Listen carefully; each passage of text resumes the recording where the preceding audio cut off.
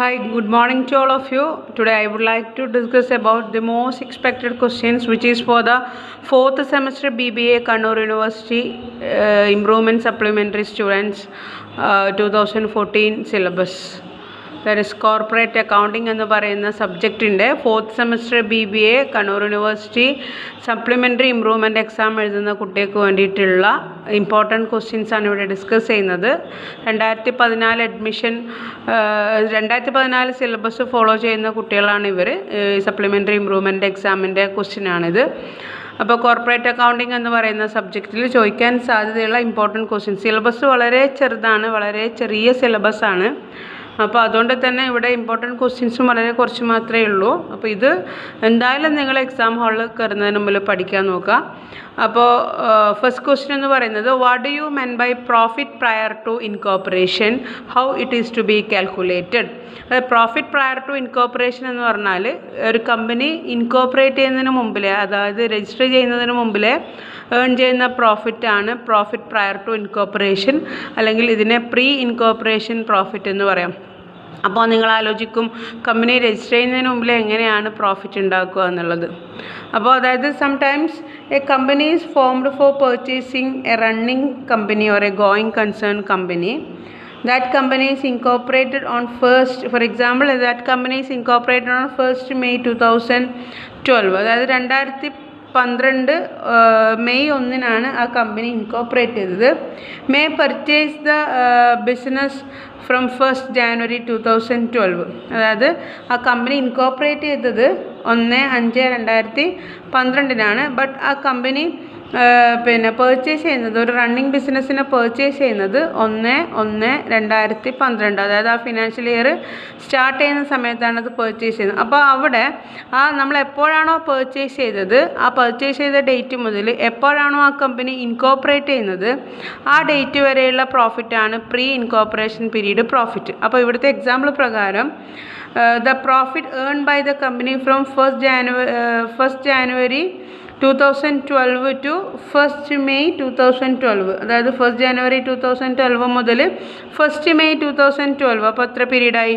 ജനുവരി complete വന്ന്, then ഫെബ്രുവരി വന്ന്, then March വന്ന്, ഏപ്രിൽ, ദെൻ മെയ് കൂട്ടാൻ പാടില്ല, കാരണം മെയ് 1-നാണ് ഇൻകോർപ്പറേറ്റ് ചെയ്തത്. അപ്പോൾ എത്ര മാസമായി? ജനുവരി, ഫെബ്രുവരി, മാർച്ച്, ഏപ്രിൽ, 4 months-ആയി.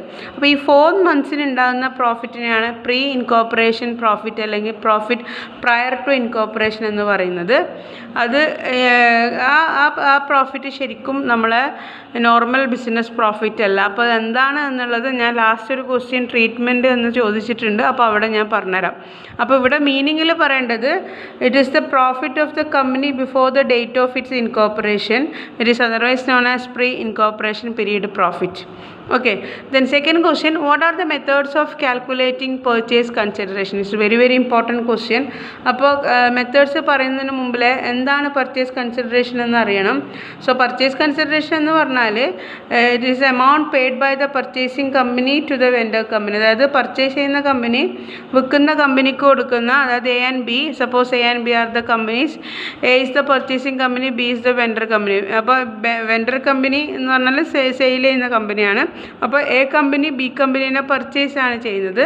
അപ്പോൾ എ കമ്പനി ബി കമ്പനീനെ പർച്ചേസ് ചെയ്യുമ്പോൾ എ കമ്പനി ബി കമ്പനിക്ക് എമൗണ്ട് കൊടുക്കണം. ആ എമൗണ്ടിനെയാണ് പർച്ചേസ് കൺസിഡറേഷൻ എന്ന് പറയുന്നത്. So the amount or a consideration payable to the vendor company by the purchasing company is called purchase consideration.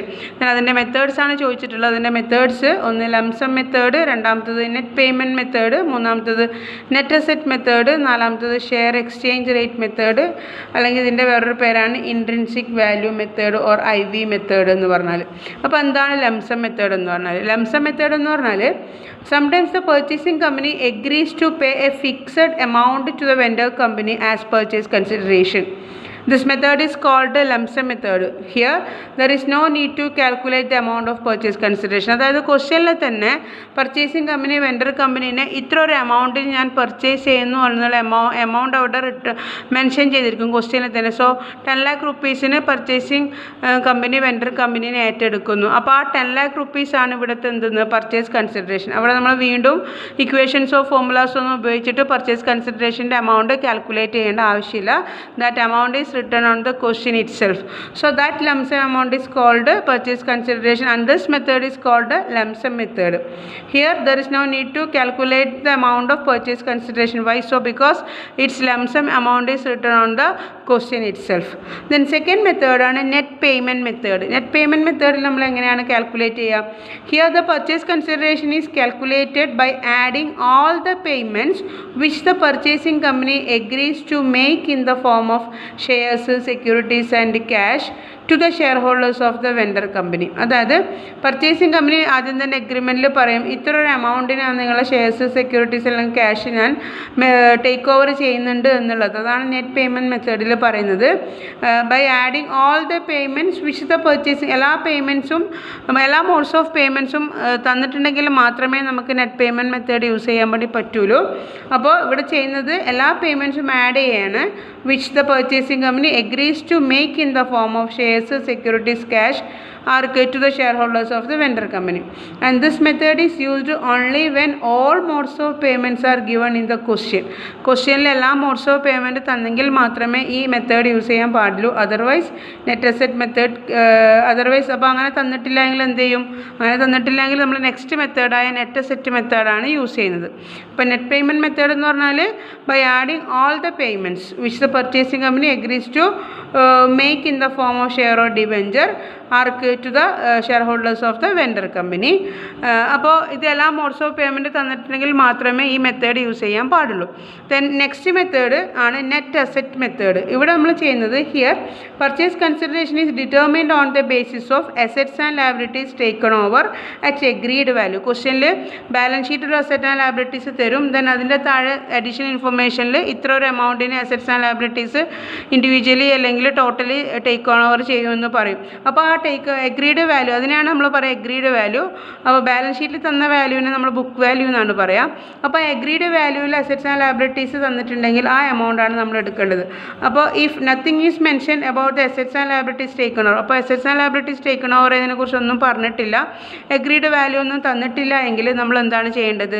Book value of the assets and liabilities are to be taken. ആ balance ഷീറ്റിലുള്ള book value എടുക്കുക. ആദ്യം നമ്മൾ നോക്കേണ്ടത് agreed value തന്നിട്ടോ ഇല്ലയോ എന്ന് നോക്കുക. Additional ഇൻഫർമേഷനിൽ തന്നിട്ടുണ്ടെങ്കിൽ ആ എമൗണ്ടിൽ തന്നെ എടുക്കുക. അതർവൈസ് നമ്മൾ എന്ത് ചെയ്യുക? പ്രോബ്ലം ചെയ്യേണ്ട എന്നല്ല, അതർവൈസ് നമ്മൾ തന്നിട്ടില്ല എങ്കിൽ ആ ബുക്ക് വാല്യൂവിൻ്റെ എടുത്തിട്ട് നമ്മൾ പർച്ചേസ് കൺസിഡറേഷൻ കാൽക്കുലേറ്റ് ചെയ്യുക. സോ അപ്പോൾ ഇവിടെ ഒരു ഫോർമുല ഉണ്ട്. എങ്ങനെയാണെന്ന് വെച്ച് കഴിഞ്ഞാൽ here purchase consideration is equal to assets taken over at agreed value minus liabilities taken over at agreed value.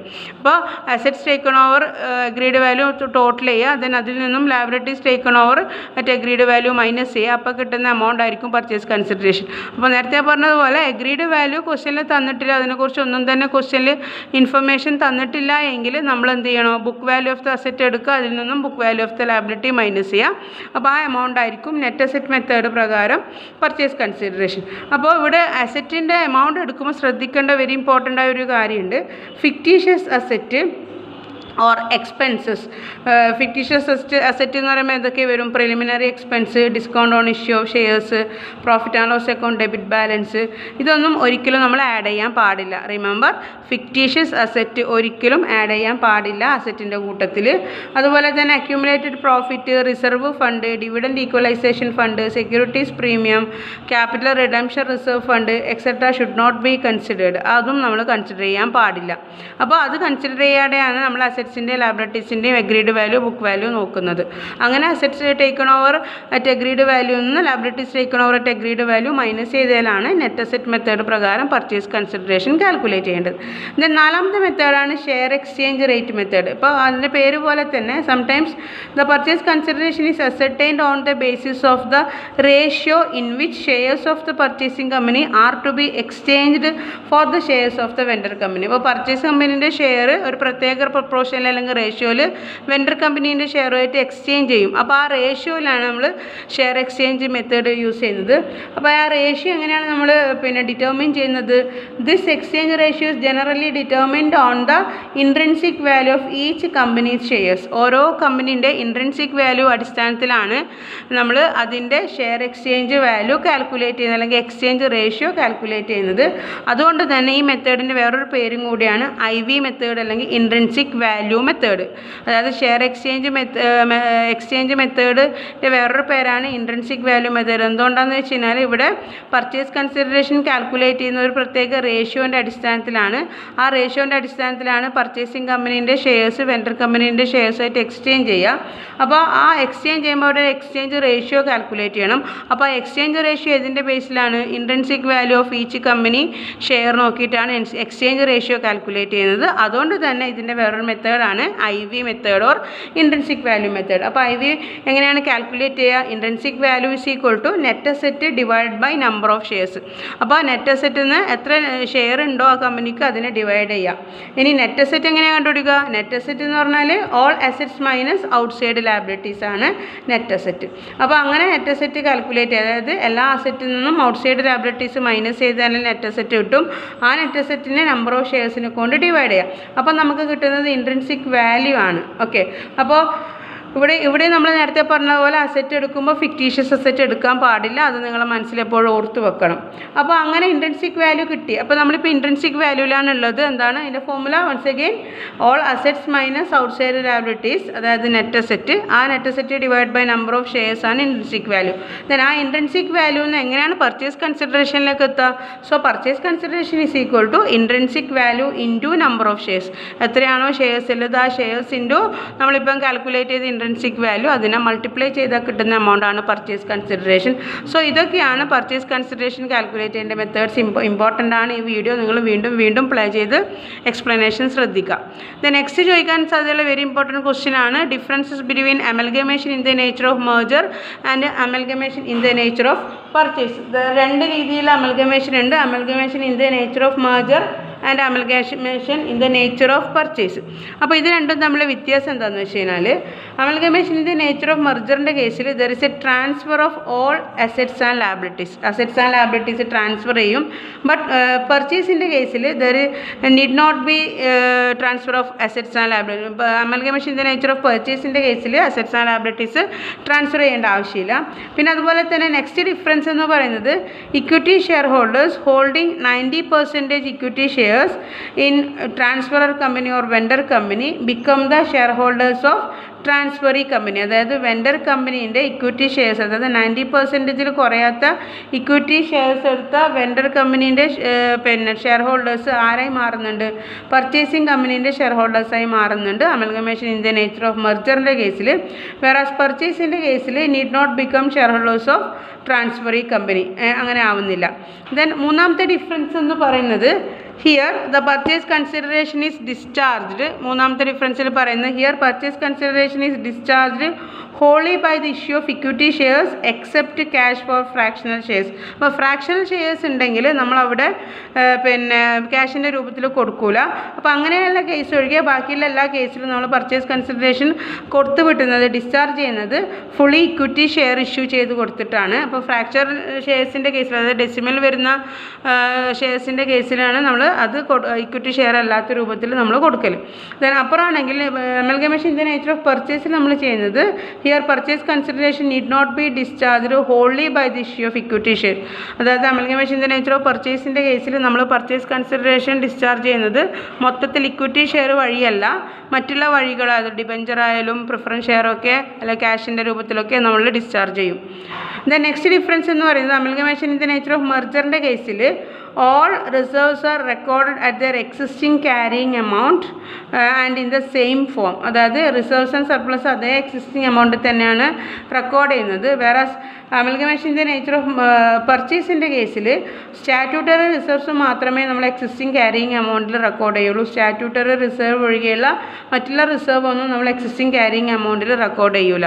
പിന്നെ നെക്സ്റ്റ് ഡിഫറൻസ് എന്ന് പറയുന്നത് അമൽഗമേഷൻ ഇൻ ദ നേച്ചർ ഓഫ് മെർജറിൻ്റെ കേസിൽ assets and liabilities taken over are recorded at their existing carrying amount. Then whereas amalgamation in the nature of പർച്ചേസിൻ്റെ കേസിൽ assets and liabilities taken over are recorded at the existing carrying amount or on the basis of the fair value. ഒന്നെങ്കിൽ fair value അല്ലെങ്കിൽ existing carrying എമൗണ്ടിലാണ് record ചെയ്യുക. But amalgamation in the nature of മെർജറിൻ്റെ കേസിൽ existing carrying amount തന്നെയാണ് നമ്മൾ assets and liabilities record ചെയ്യുന്നത്. So these are the points of differences between amalgamation in the nature of merger and amalgamation in the nature of purchase.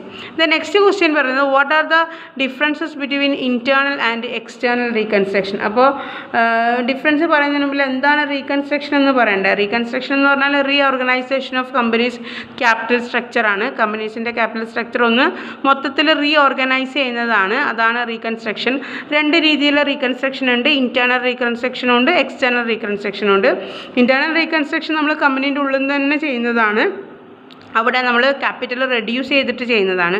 വേറെ external reconstruction എന്ന് പറഞ്ഞാൽ കമ്പനീൻ്റെ ഉള്ളിൽ നിന്ന് ചെയ്യുന്നതല്ല, അതുപോലെ തന്നെ അവിടെ ക്യാപിറ്റൽ റെഡ്യൂസും ചെയ്യുന്നില്ല. അപ്പോൾ ഇത് രണ്ടും തമ്മിലെ ഡിഫറൻസ് എന്താണെന്നാണ് ഞാൻ നോക്കാൻ പോകുന്നത്. അപ്പോൾ ഇൻറ്റേർണൽ റീകൺസ്ട്രക്ഷനും എക്സ്റ്റേണൽ റീകൺസ്ട്രക്ഷനും വ്യത്യാസം നോക്കുന്ന സമയത്ത് internal reconstruction refers to the method of corporate restructuring where existing companies not liquidated to form a new company. അതായത് ന്യൂ കമ്പനീനെ പിന്നെന്താണ് ഒരു പുതിയ കമ്പനി ഫോം ചെയ്യണമെന്നുണ്ടെങ്കിൽ എക്സിസ്റ്റിംഗ് കമ്പനി അവിടെ ലിക്വിഡേറ്റ് ചെയ്യുന്നില്ല, അതായത് ആ കമ്പനി അവിടെ വൈൻഡപ്പ് ചെയ്യുന്നില്ല. വേറെ എക്സ്റ്റേണൽ റീകൺസ്ട്രക്ഷൻ ആണെങ്കിൽ ദ കമ്പനി അണ്ടർഗോയിങ് റീകൺസ്ട്രക്ഷൻ, ഏത് കമ്പനിയാണോ റീകൺസ്ട്രക്ഷൻ നടത്തുന്നത് ഈസ് ലിക്വിഡേറ്റഡ്, ആ കമ്പനി അവിടെ ലിക്വിഡേറ്റ് ചെയ്യുന്നുണ്ട്, വൈൻഡപ്പ് ചെയ്യുന്നുണ്ട് to take over the business of existing company. Existing കമ്പനീനെ assets and liabilities taken over ചെയ്യാൻ വേണ്ടിയിട്ട് പിന്നെ മറ്റേ കമ്പനി എന്ത് ചെയ്യുന്നുണ്ട്? ലിക്വിഡേഷൻ ചെയ്യുന്നുണ്ട്. വേറെ ഇൻറ്റേർണൽ റീകൺസ്ട്രക്ഷന് എന്ത് ചെയ്യുന്നില്ല, പിന്നെ existing company is not liquidated. The next difference എന്ന് പറയുന്നത് ഇൻറ്റേർണൽ റീകൺസ്ട്രക്ഷനിൽ ഒരു പുതിയ കമ്പനി അവിടെ ഫോം ചെയ്യുന്നില്ല, no new company is formed. വേറെ എക്സ്റ്റേണൽ റീകൺസ്ട്രക്ഷനിൽ ന്യൂ കമ്പനി അവിടെ ഫോം ചെയ്യുന്നുണ്ട്. ദ നെക്സ്റ്റ് ഡിഫറൻസ് എന്ന് പറഞ്ഞാൽ ഇൻറ്റേർണൽ റീകൺസ്ട്രക്ഷൻ ചെയ്ത കമ്പനീൻ്റെ ബാലൻസ് ഷീറ്റിൽ ആൻഡ് റെഡ്യൂസ്ഡ് എന്ന് പറയുന്ന ഒരു ടേം നമ്മൾ യൂസ് ചെയ്യും. ഇവിടെ ഇൻവേർട്ടഡ് കൊമയിൽ ആൻഡ് AND റെഡ്യൂസ്ഡ് REDUCED എന്ന് പറയുന്ന ഒരു ടേം അവിടെ നമ്മൾ യൂസ് ചെയ്യുന്നുണ്ട്. എന്തുകൊണ്ടാണെന്ന് വെച്ച് കഴിഞ്ഞാൽ ഇൻറ്റേർണൽ റീകൺസ്ട്രക്ഷനിൽ നമ്മൾ ബാലൻസ് ഷീറ്റിൻ്റെ ലയബിലിറ്റി സൈഡിൽ ക്യാപിറ്റൽ റെഡ്യൂസ് ചെയ്ത് പോകുന്നുണ്ട്, അതുകൊണ്ടാണ് ആൻഡ് റെഡ്യൂസ്ഡ് എന്ന് പറയുന്ന ടേം ഉപയോഗിക്കുന്നുണ്ട്. വേറെ എക്സ്റ്റേണൽ റീകൺസ്ട്രക്ഷനിൽ അങ്ങനെ ഒരു സ്പെസിഫിക് ടേംസ് നമ്മളവിടെ ബാലൻസ് ഷീറ്റിൽ യൂസ് ചെയ്യുന്നില്ല. പിന്നെ നെക്സ്റ്റ് ഡിഫറൻസ് എന്ന് പറഞ്ഞാൽ നേരത്തെ പറഞ്ഞത് തന്നെ ഇൻറ്റേർണൽ റീകൺസ്ട്രക്ഷനിൽ ക്യാപിറ്റൽ റെഡ്യൂസ് ചെയ്യുന്നുണ്ട്, വേറെ എക്സ്റ്റേണൽ റീകൺസ്ട്രക്ഷനിൽ no reduction in the capital, അവിടെ ക്യാപിറ്റൽ റെഡ്യൂസ് ചെയ്യുന്നില്ല. പിന്നെ എന്ന് വെച്ച് കഴിഞ്ഞാൽ ഇൻറ്റേർണൽ റീകൺസ്ട്രക്ഷനിൽ there is no transfer of assets and liabilities, assets and liabilities അവിടെ ട്രാൻസ്ഫർ ചെയ്യുന്നില്ല. വേറെ എക്സ്റ്റേണൽ റീകൺസ്ട്രക്ഷനിൽ എന്ത് ചെയ്യുന്നുണ്ട്? Assets and liabilities of the existing company are transferred to the new company. Existing കമ്പനിയുടെ അസറ്റ്സ് ആൻഡ് ലയബിലിറ്റീസ് ന്യൂ കമ്പനിക്ക് transfer ചെയ്ത് കൊടുക്കുന്നുണ്ട്. സോ ഇതാണ് ഇൻറ്റേർണൽ റീകൺസ്ട്രക്ഷനും എക്സ്റ്റേണൽ റീകൺസ്ട്രക്ഷനും തമ്മിലുള്ള വ്യത്യാസം. ഇനി പ്രോബ്ലം സൈഡ് പറയുകയാണെങ്കിൽ ഞാൻ ഫസ്റ്റ് തന്നെ പറയുന്നത് final accounts of company new format. New ഫോമാറ്റിൽ ഒരു കമ്പനീൻ്റെ ഫൈനൽ അക്കൗണ്ട്സ് എങ്ങനെയാണ് പ്രിപ്പയർ ചെയ്യേണ്ടതെന്നൊരു പ്രോബ്ലം ക്വസ്റ്റ്യൻ ഷുവർ ആണ്. അതുപോലെ തന്നെ നേരത്തെ പറഞ്ഞ പ്രോഫിറ്റ് പ്രയർ ടു ഇൻകോർപ്പറേഷൻ എങ്ങനെയാണ് കാൽക്കുലേറ്റ് ചെയ്യുക, അതായത് പ്രീ ഇൻകോർപ്പറേഷൻ പോസ്റ്റ് ഇൻകോർപ്പറേഷനൊക്കെ കോളം വരച്ചിട്ട് എങ്ങനെയാണ് കാൽക്കുലേറ്റ് ചെയ്യുക. അതുപോലെ തന്നെ ഇപ്പോൾ നമ്മൾ പറഞ്ഞ പർച്ചേസ് കൺസിഡറേഷൻ അതിൻ്റെ മെത്തേഡ്സും എങ്ങനെയാണ് എമൗണ്ട് കാൽക്കുലേറ്റ് ചെയ്യുക. പിന്നെ അക്വിസിഷൻ്റെ എൻട്രീസ് ചോദിക്കും, അമൽഗമേഷൻ്റെ എൻട്രീസ് ചോദിക്കും, റീകൺസ്ട്രക്ഷൻ്റെ എൻട്രീസൊക്കെ പ്രോബ്ലത്തിൽ ചോദിക്കും. അപ്പോൾ ഇത്രയും പ്രോബ്ലം ഭാഗം നിങ്ങൾ തറവായിരിക്കുക. പിന്നെ next last explain the treatment of profit prior to incorporation. ഞാൻ നേരത്തെ പറഞ്ഞിട്ടുണ്ട്, അതായത് ഒരു company sometimes a company is formed for purchasing certain running company. അപ്പോൾ കമ്പനീസ് എക്സാമ്പിൾ പറയുകയാണെങ്കിൽ companies incorporated on 1st May 2004 may purchase the business from 1st January 2004. Incorporate ചെയ്യുന്നത് 1st May 2004 but അത് purchase ചെയ്യുന്നത് ആ കമ്പനീനെ പർച്ചേസ് ചെയ്യുന്നത് 1/1/2004 purchase ചെയ്തിട്ടുണ്ട്. അപ്പോൾ ആ പർച്ചേസ് ചെയ്ത ഡേറ്റ് മുതൽ ഇൻകോർപ്പറേറ്റ് ചെയ്ത ഡേറ്റ് വരെ, അതായത് 1/1/2004 മുതൽ 1/5/2004 വരെ ആ 4 മാസത്തെ ഗ്യാപ്പ്, അതാണ് ഇവിടുത്തെ എന്താണ് പ്രീ ഇൻകോർപ്പറേഷൻ പീരീഡ് പ്രോഫിറ്റ് എന്ന് പറയുന്നത്. ആ പ്രോഫിറ്റ് ശരിക്കും എന്താണ് കമ്പനീനെ സംബന്ധിച്ചിടത്തോളം അതൊരു ക്യാപിറ്റൽ പ്രോഫിറ്റാണ്. ആണ്. അപ്പോൾ ഈ ക്യാപിറ്റൽ പ്രോഫിറ്റ്, അതായത് pre incorporation profit is regarded as a capital profit. അതാണ് എൻ്റെ ട്രീറ്റ്മെൻറ്റ് ചോദിച്ച് എഴുതേണ്ടത്. Pre incorporation profit is a regarded as a capital profit and it is not legally available for distribution as dividend. അതായത് share ഹോൾഡേഴ്സിന് ഡിവിഡൻഡായിട്ട് ഈ profit issue ചെയ്ത് കൊടുക്കാൻ പാടില്ല. കാരണം ഒരു കമ്പനീൻ്റെ പ്രീ ഇൻകോർപ്പറേഷൻ പീരീഡാണ്. ഒരിക്കലും ആ കമ്പനി ഇൻകോർപ്പറേറ്റ് ചെയ്തതിന് ശേഷം ബിസിനസ് കണ്ടക്ട് ചെയ്ത് കിട്ടിയ ലാഭമല്ല, നോർമൽ ബിസിനസ് കോഴ്സിൽ കിട്ടിയ ലാഭമല്ല, അത് രജിസ്റ്റർ ചെയ്യുന്നതിന് മുമ്പിലേ കിട്ടിയ ലാഭമാണ്. അതുകൊണ്ട് തന്നെ അത് ക്യാപിറ്റൽ പ്രോഫിറ്റാണ്. അത് ഷെയർ ഹോൾഡേഴ്സിന് ഡിവിഡൻഡായിട്ട് ഡിസ്ട്രിബ്യൂട്ട് ചെയ്യാൻ പാടില്ല. അതുകൊണ്ട് ഇതിനെന്ത് ചെയ്യുക, കാരണം a company cannot earn a profit before it comes in to existence. ഒരിക്കലും ഒരു കമ്പനി എക്സിസ്റ്റൻസ് ചെയ്യുന്നതിന് മുമ്പിലേ തന്നെ എന്ത് ചെയ്യൂല, പ്രോഫിറ്റ് ഏൺ ചെയ്യൂല. അതുകൊണ്ട് ഇത് നമ്മൾ ക്യാപിറ്റൽ റിസർവിലേക്ക് ട്രാൻസ്ഫർ ആണ് ചെയ്ത് കൊടുക്കുക. ഇത് നോർമൽ ബിസിനസ്സിൻ്റെ പ്രോഫിറ്റ് അല്ല, ഇത് ക്യാപിറ്റൽ പ്രോഫിറ്റ് ആണ്. അതാണ് ഇതിൻ്റെ ട്രീറ്റ്മെൻറ്റ്. അപ്പോൾ ഇതാണ് ഇവിടെ ഞാൻ മെൻഷൻ ചെയ്ത എല്ലാ ക്വസ്റ്റ്യൻസിൻ്റെ ആൻസേഴ്സ്. അപ്പോൾ ഇതിലുള്ള ഒട്ടുമിക്ക എല്ലാ പ്രോബ്ലംസും എൻ്റെ റിറ്റ്സ് എജു എന്ന് പറഞ്ഞ ചാനലിൽ സോൾവ് ചെയ്ത വീഡിയോ തന്നെ ഉണ്ട്. അതായത് ഇമ്പോർട്ടൻറ്റ് ക്വസ്റ്റ്യൻസ് കൂടാതെ തന്നെ സോൾവ് ചെയ്ത വീഡിയോ ഉണ്ട്. ഞാൻ അതൊക്കെ നിങ്ങൾക്ക് ഈ ഒരു സിലബസിൻ്റെ ഓർഡറിൽ അറേഞ്ച് ചെയ്തിട്ട് അതിൻ്റെ ലിങ്കും കൂടിയും, അതായത് ഈ പറയുന്ന പ്രോബ്ലത്തിൻ്റെ ലിങ്കും കൂടിയും ഈ വീഡിയോൻ്റെ ഡിസ്ക്രിപ്ഷൻ ബോക്സിൽ ഞാൻ കൊടുക്കുന്നുണ്ട്. അപ്പോൾ നിങ്ങൾ ഇത് കേട്ടത് കൂടാണ്ട് ഡിസ്ക്രിപ്ഷൻ ബോക്സിൽ കയറിയിട്ട് അവിടെയുള്ള ലിങ്കും കൂടി പ്ലേ ചെയ്ത് കഴിഞ്ഞാൽ നിങ്ങൾക്ക് ഇതിലുള്ള ഓരോ പ്രോബ്ലം എങ്ങനെ ചെയ്യേണ്ടത് എന്നുള്ളൊരു ഐഡിയയും കൂടി കിട്ടും.